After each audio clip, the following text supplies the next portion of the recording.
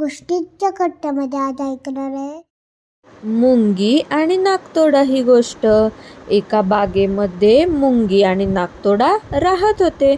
उन्हाळ्याचे दिवस होते. मुंग्या आपल्यासाठी अन्नधान्य साचवत होत्या आणि नाकतोडा गाणी म्हणत होता, नाच करत होता, मजा करत होता.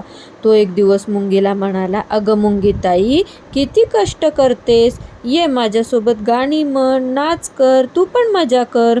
मुंगीताई म्हणाली, नाही रे बाबा, हिवाळ्यासाठी अन्नधान्य साचवत आहे मी, तू पण साचव, तुला हिवाळ्यात त्रास होईल बरं का खूप.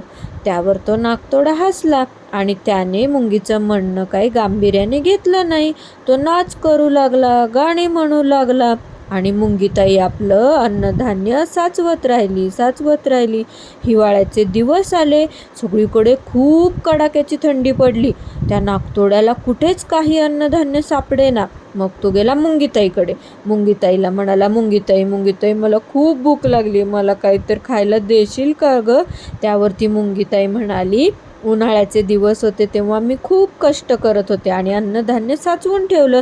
तू मात्र मजा करत होतास. त्यामुळे तुला तुझ्या कर्माची फळं आता मिळत आहेत. तू माझं ऐकलं नाहीस.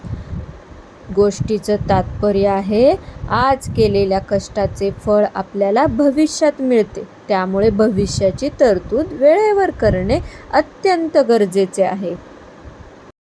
गोष्ट आवडली असेल तर लाईक करा, चॅनल सबस्क्राईब करा.